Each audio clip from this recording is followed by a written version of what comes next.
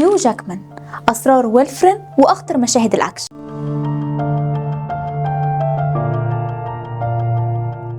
متخيل إن هيو جاكمان اللي أبهرنا بدور ويلفرين كان ممكن ما ياخدش الدور أصلا؟ وده غير إنه اتصاب في مشاهد خطيرة كان مصمم يعملها بنفسه. في الحلقة دي هنعرف إزاي بقى أسطورة ويلفرين وأسرار محدش يعرف عنها حاجة. أنا حبيبة مصطفى وده برنامج أسرار مشاهير هوليوود.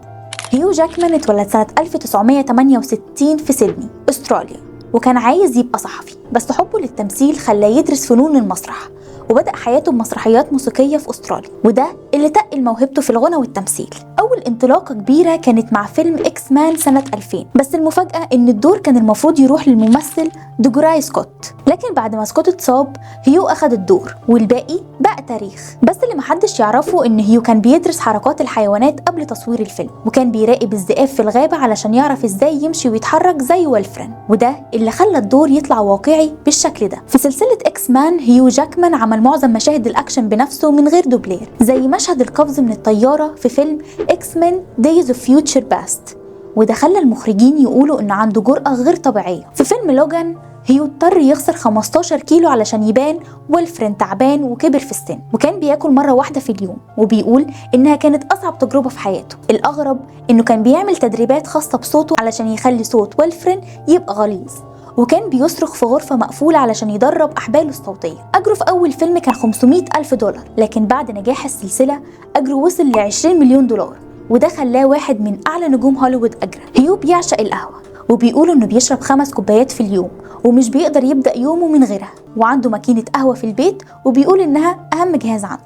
رغم إنه بيلعب دور ويلفرين، هيو عنده فوبيا من العناكب، وبيقول إنه بيصرخ زي الأطفال لو شاف عنكبوت في الأوضة. هيو جاكمان رفض دور جيمس بوند في فيلم كازينو رويال عشان كان مشغول بتصوير إكس مان، والدور راح لدانيال كريج. علشان يبني جسم ويلفرين هيو كان بيتمرن 6 ساعات في اليوم، وكان بياكل 6 وجبات في اليوم، وبيقول إن بعد نهاية السلسلة بطل ياكل فراخ بسبب نظامه الغذائي اللي كان متعب جدا. بعيدا عن الأكشن، هيو جاكمان عنده مواقف إنسانية كتير، وبيتبرع لمؤسسات خيرية بتهتم بحقوق الأطفال واللاجئين، وعنده منظمة خيرية اسمها لافينج مان بيدعم فيها التعليم في أفريقيا، وكمان عنده كافيهات اسمها لافينج مان كافيه، وكل أرباحها بيروح جزء كبير منها للأعمال الخيرية. وبيقول إن مشروع القهوة ده كان حلم حياته. في موقف شهير هيو أنقذ ابن واحد من معجبينه من الغرق في شاطئ في أستراليا، وفضل ماسكه لحد ما وصلت فرق الإنقاذ، وده خلى الناس يشيدوا بشجاعته وتواضعه. من ويلفرين في سلسلة إكس مان لحد بي تي في The Greatest Showman،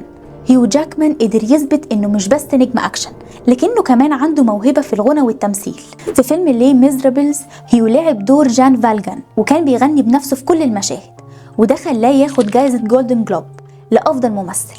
وفي فيلم The Greatest Showman هيو غنى بنفسه في معظم الأغاني، والفيلم حقق إيرادات ضخمة، والأغاني بقت ترند عالمي، وده خلى الناس تقول إنه ممثل شامل بيقدر يعمل أي حاجة. دي كانت حكاية هيو جاكمان، الراجل اللي خلى المخالب تبقى كول، واللي أثبت إن النجم الحقيقي مش بس أكشن، لكنه كمان غنى وتمثيل ومواقف إنسانية. إيه أكتر دور حبيته ليه؟ شاركنا في التعليقات، وما تنساش تعمل لايك واشتراك وتفعل الجرس عشان يوصلك كل جديد عن نجوم هوليوود. أشوفكم الحلقة الجاية.